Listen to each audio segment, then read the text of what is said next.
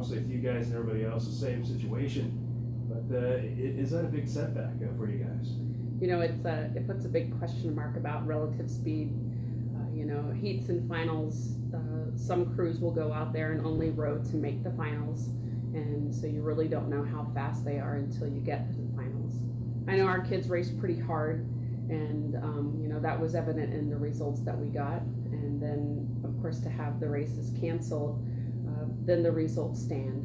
And we've seen some racing over this past weekend that would tell us that some of the crews that were racing in our events really weren't racing at effort because of the performances that they put in at Husky Invite. So, you know, in that sense, I feel like maybe it was an opportunity lost. And this weekend, we also have another heats and finals scenario where I feel like the weather conditions, the 10-day forecast 10 days ago put it being worse than it was supposed to be in Tacoma last weekend. But those are changing daily, so we could find ourselves in a really good situation where maybe it's just raining.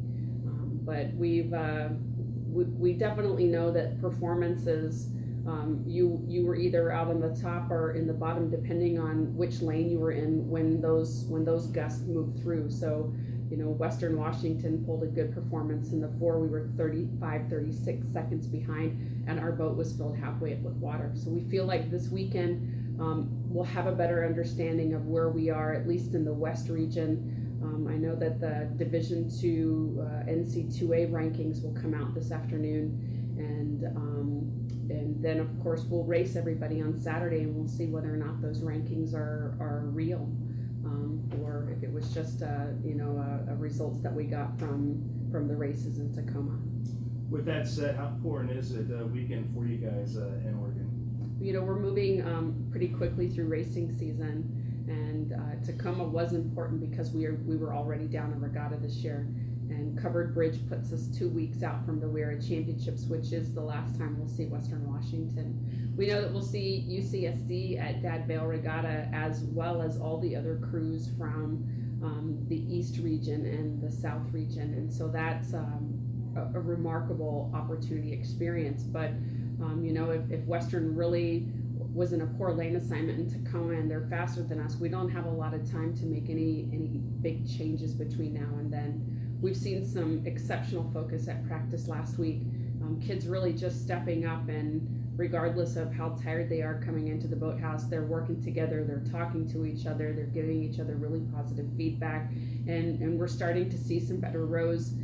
You know, obviously it's still early in the week, but yesterday and today we went out looking for foul weather, and yesterday you didn't have to look too far to find bad weather and bad wind and big water, and it was great. And today start of practice was big water, and then of course at the end it was like a pond, just absolutely beautiful. So it's you know, they're getting excited, and you know, the hard part is that just as the excitement builds, you know, it all culminates at WERA for the majority of the team, and there's 3 weeks left the season, so it's a little frightening for regular seasons.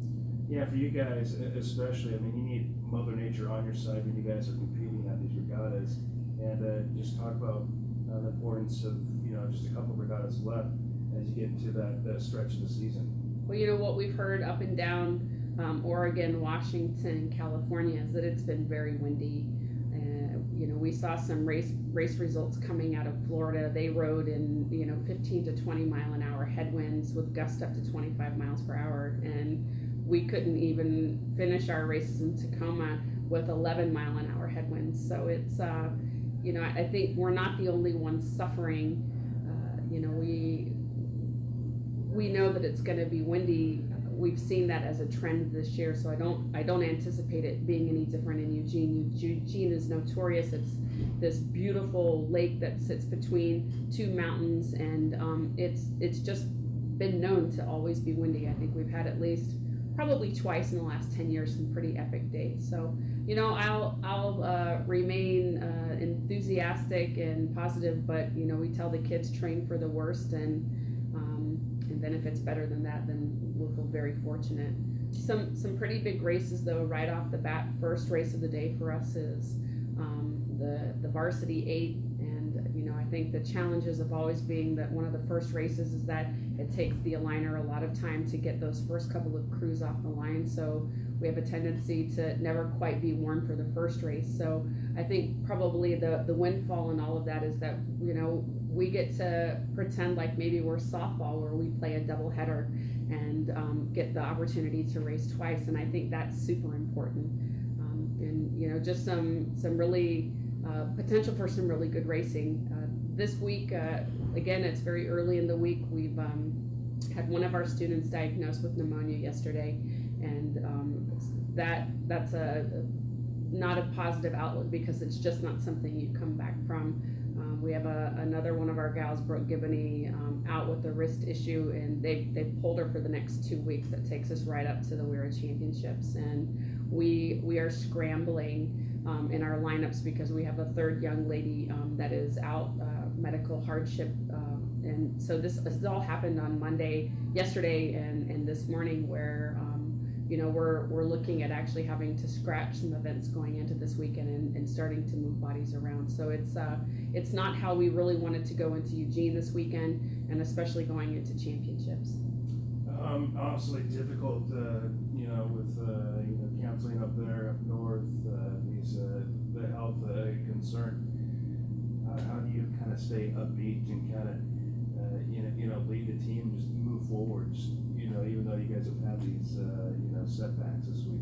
We've started talking a lot before we go out to practice in the morning, just, you know, spending some time.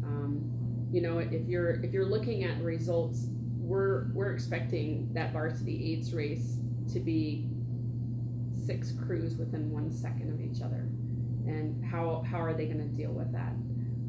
We've really talked about the inverse power curve that happens this time of year. Championships culminates with the end of school, and how to stay in front of that. And, you know, in most days, you know, we'll get down to business pretty quick. We'll take the equipment out. We'll have a quick brief about what we're doing at practice, and then we'll go. But I think time spent off the water, just trying to address the different scenarios that are coming, is helping them.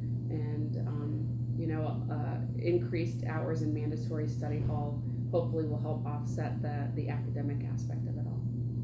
All right, Coach. Thanks. And then you got to go to Dennis.